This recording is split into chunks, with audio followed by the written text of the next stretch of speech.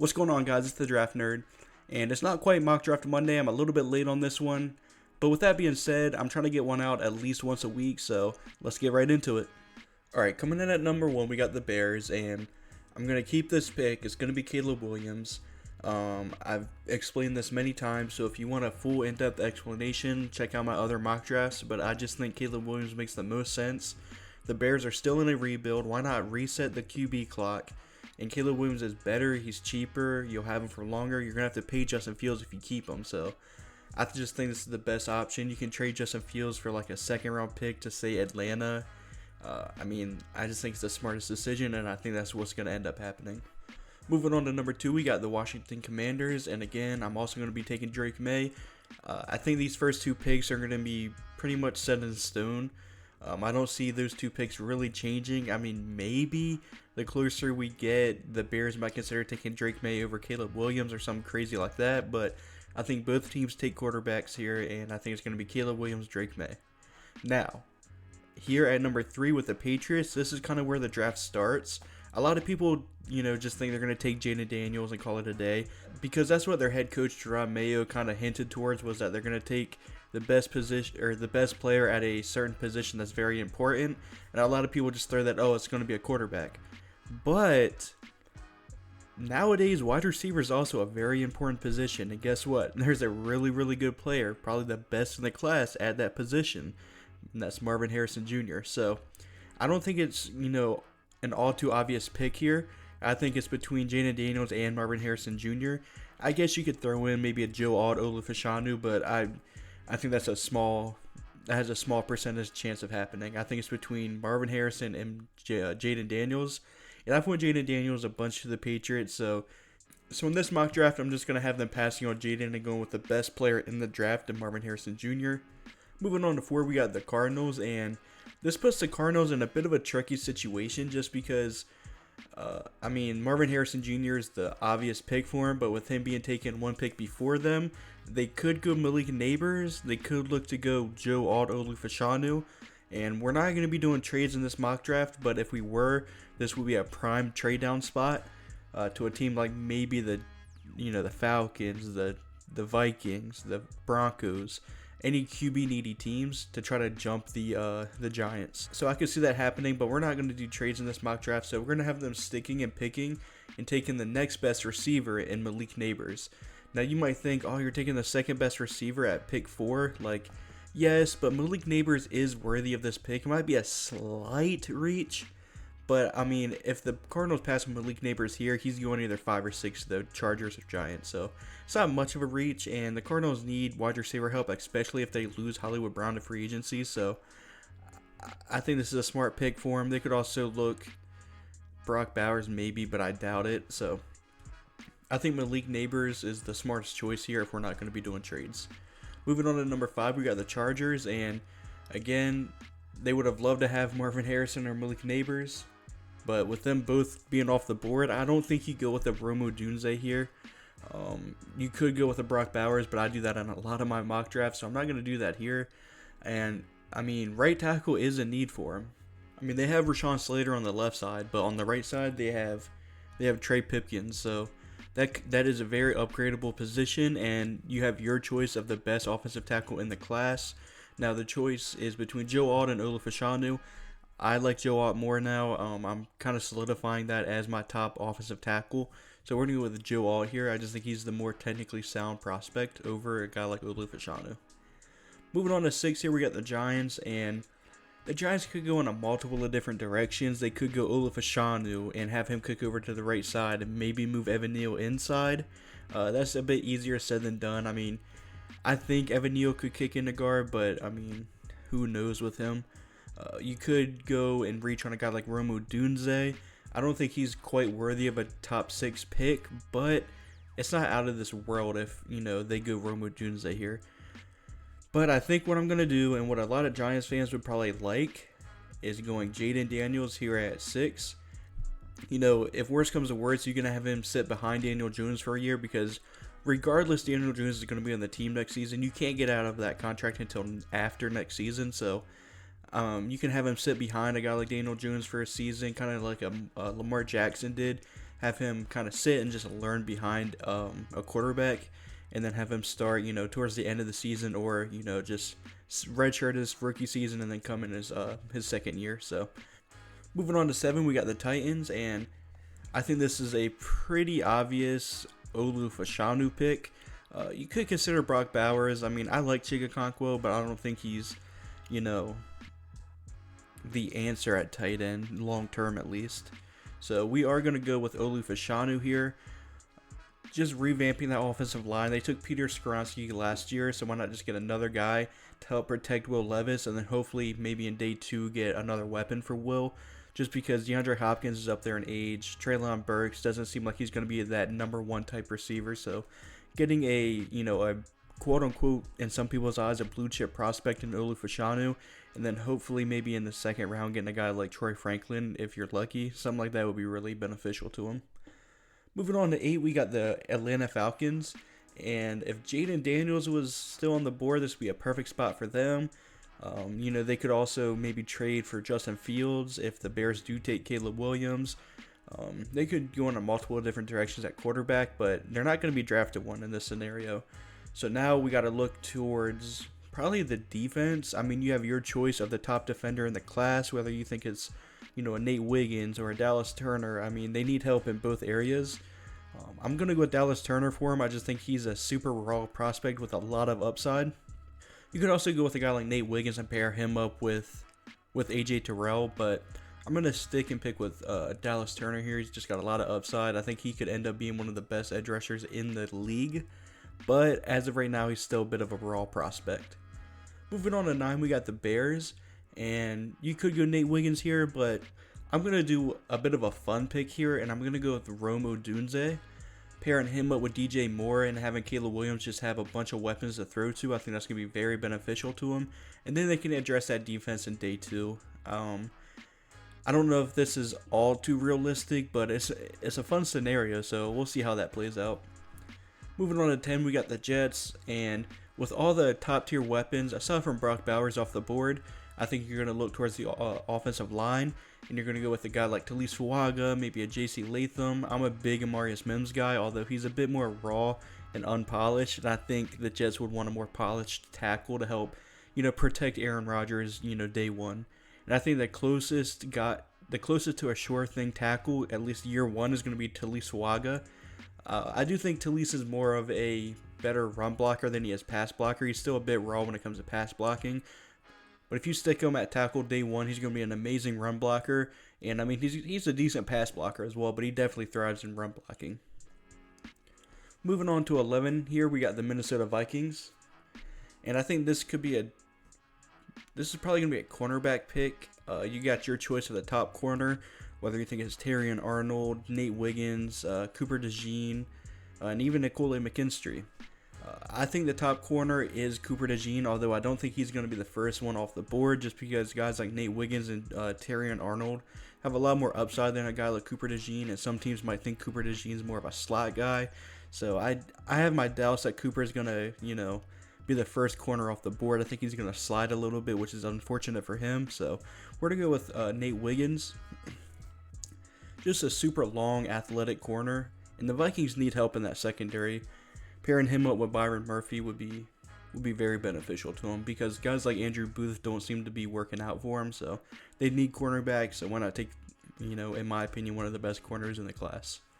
Moving on to pick 12 here, we got the Broncos, and this is also a prime quarterback spot, but I don't know if a team's going to be willing to take a guy like Bo Nix or a J.J. McCarthy or Michael Penix here at 12. A lot of teams might, kind of pull like what the Titans did with Will Levis and just hope and pray that they fall to round 2 and then maybe trade up into day 2 and grab them. I don't know if there's going to be another quarterback taken at least this early in the first round. So we're going to pass on quarterback here for the Broncos, and we're going to look to go with either a guy like Terrion Arnold or Kool-Aid McKinstry. And I'm a bigger Kool-Aid McKinstry fan than I am Terrion Arnold. I just think Kool-Aid McKinstry has a higher floor.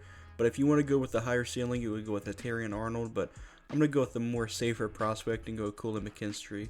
Giving Pat Surtain another Alabama teammate, or not teammate, but Alabama corner to pair up with him. I think that's a really fun pick. Moving on to 13 here, we got the Raiders. And I'm going to have another cornerback going with this pick, and I'm going to go with Cooper DeJean now. Like I said, I think Cooper DeJean's the best corner in the class. Don't think he's going to be the first one, but him falling to 13 is probably a bit far for him to fall. I do think he's a top 10 player in the class, so giving the Raiders a top cornerback is a great pick for him.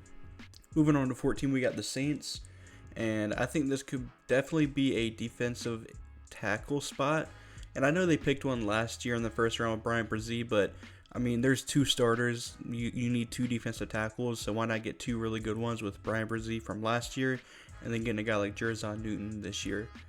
Moving on to 15, we got the Indianapolis Colts, and I think this is finally where Brock Bowers is going to stop falling. Getting Anthony Richardson, I got like Brock Bowers, and having him, Michael Pittman, Josh Downs, just getting Anthony Richardson the most weapons you can get him to just to see what you have with Anthony Richardson. He's not known as the most accurate quarterback, but as long as you surround him with really good weapons, I think he's going to thrive. Moving on to 16, we got the Seattle Seahawks. I think you could go. A pick that I see a lot that I really like is Troy Fautanu, kicking him into guard, and that's making for a really, really good offensive line with Charles Cross, Abraham Lucas, and in this scenario, Troy Fautanu. But I think you could also go edge rusher here. There's still 2 really good edge rushers in Leatu Latu and Jared Verse still on the board. So I'm gonna go with the more valuable position and go edge rusher here, and I'm gonna go with Jared Verse just because Leatu Latu again has some injury concerns and stuff like that. So I'm gonna go with Jared Verse here, maybe the more safer pick. Alright, moving on to the Jacksonville Jaguars. I think this could be a Terrion Arnold pick. Pairing him up with Tyson Campbell could be a really good idea. Like I said, he's a really high upside guy. He's got a lot of potential, and it's just a bit more on the raw side. Moving on to 18, we got the Cincinnati Bengals, and I think this could be a offensive tackle spot. Could go with a guy like J.C. Latham or Amarius Mims. Just protecting Joe Burrow at all costs. I mean, he had an injury-riddled season last season, so why not just get him some more protection and try to keep him, on the field? So we're going to go with, I'm a big Amarius Mims guy, but I do think he's a bit raw and unpolished, so I'm going to go with J.C. Latham here. Moving on to 19 here, we got the Rams, and this could be an edge rusher pick. This could be a cornerback pick. I really just think it's got to be a defensive pick, and because they need defense really everywhere except for the interior of that defensive line. So we're going to go with Leatu Latu here, just in my opinion the best defensive player on the board as long as his medicals check out. Moving on to 20, we got the Pittsburgh Steelers, and this is either a cornerback pick or a tackle pick. And with Amarius Mims still on the board, I think that's just a fun storyline, pairing him up with his former teammate and Broderick Jones. And you have 2 really young tackles with Broderick Jones on the left side and then Amarius Mims on the right side. So that's what we're going to do here at 20. Moving on to 21, we got the Miami Dolphins, and I seen this pick, I believe it was Daniel Jeremiah's mock draft. He had Brian Thomas going to the Dolphins, and I really like that pick. I mean, having Tyreek Hill, Jalen Waddle, and Brian Thomas on the same team, I mean, you got to do it. I mean, that's just an insane wide receiver core. So we're going to pick Brian Thomas here. He's just a big wide receiver. He's still got the speed, but he's not, he's no Jalen Waddle or Tyreek Hill. He's more of that bigger receiver, so give him a bit of variety in the wide receiver room. Moving on to 22, we got the Philadelphia Eagles, and this could be either a cornerback pick or a tackle. I think that realistically this has to be a cornerback spot, at least in round 1, just because James Bradbury's not good anymore. And guys like Eli Ricks and Keely Ringo are good depth pieces, but I don't really think they're starter quality, at least not right now. And even with Darius Slay, age is a factor. He's getting up there in age, and he's going to start declining eventually. So I just think you got to get ahead of the curve and either go with a guy like Ennis Rakestraw or a guy like Quinyon Mitchell maybe. Let's see the corners that are still on the board. Yeah, Kamari Lassard as well. I'm a big Kamari Lassard guy. I'm leaning more towards Kamari Lassard, but I think the Eagles like more of their athletic corners, and that's Quinyon Mitchell. So we're going to go with Quinyon Mitchell here, even though I do like Kamari Lassard a bit more than Quinyon. And I know you see Toledo there, but you don't scout the helmet. I mean, he didn't go up against the best of competition, but he played the competition he played in. He locked almost every single receiver up that he played. So that's all you can ask for of him. Moving on to 23, we got the Houston Texans, and I'm gonna go with defensive tackle. Shout out to the guy in my comments that is begging me to go with defensive tackle in the first round. So I'm gonna go with Byron Murphy.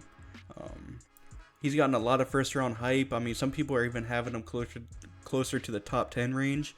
I'm not quite there with him yet. I think he's a late round 1 type of player. I do think he should go in round 1. So we're gonna have the Texans taking Byron Murphy there. Moving on to 24, we got the Dallas Cowboys, and I think this is where we're gonna go with Troy Fautanu. You could try him out at tackle. I mean, I do think he's more of a guard, and then you can kick Tyler Smith back outside the tackle where he was initially supposed to play. I think that's got to be the pick here. Moving on to 25, we got the Green Bay Packers. And with David Bakhtiari, always injured, he might even get traded. He's just up there in age. I think a tackle is going to be the pick here. You still got to get Jordan Love some protection. And a guy like Jordan Morgan, I'm a big fan of. I think he is a solidified first-round player, although some people seem to not really think so. But in my opinion, he's going to go day 1. Moving on to 26, we got the Tampa Bay Buccaneers. And I think we're going to go edge here. Yaya Diaby was a really, really good rookie last season, but I don't know if he's, an edge 1 caliber type of guy. And Shaq Barrett's getting up there in age. Some of their other younger edge rushers didn't quite work out for him, so I'm going to go with Braylon Trice here. He's a pressure monster. He pressures the quarterback, maybe the best in the class. He's got a super high pass rush win rate, so, I mean, if you want a guy that's going to, rush the passer, Braylon Trice is your guy. Moving on to 27 here, we got the Cardinals, and they picked Malik Neighbors with the 4th overall pick. And here at 27, I think we're just going to stay on the offensive side of the ball and get them a guard. Their tackles are solid, but their interior, the interior of that offensive line is a bit questionable to say the least. And a guy like Graham Barton can play basically all 5 positions on that offensive line. I mean, he can play tackle. He's he doesn't really have the length to play there full time, but in a pinch he can definitely play tackle.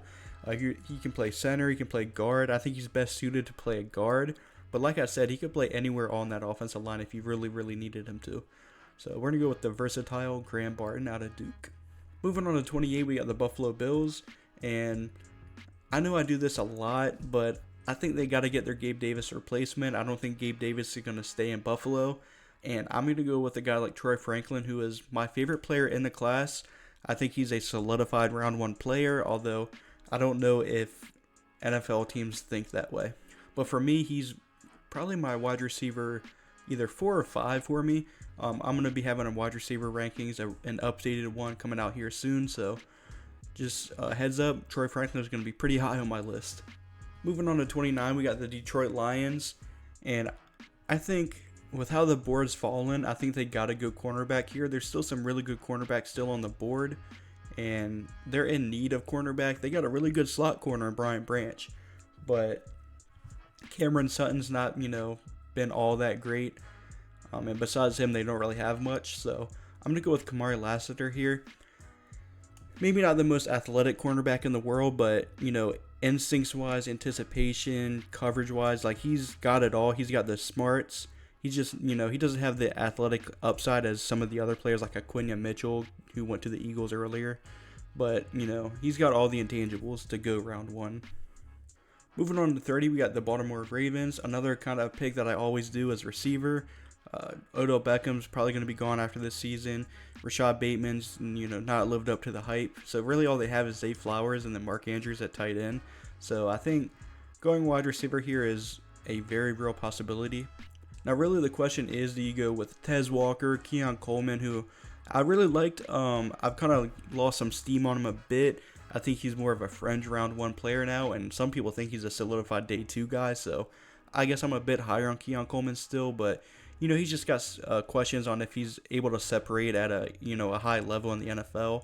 You could go with a guy like A.D. Mitchell, who's that height, weight, speed freak, as well as Xavier Legette. They're both height, weight, speed freaks.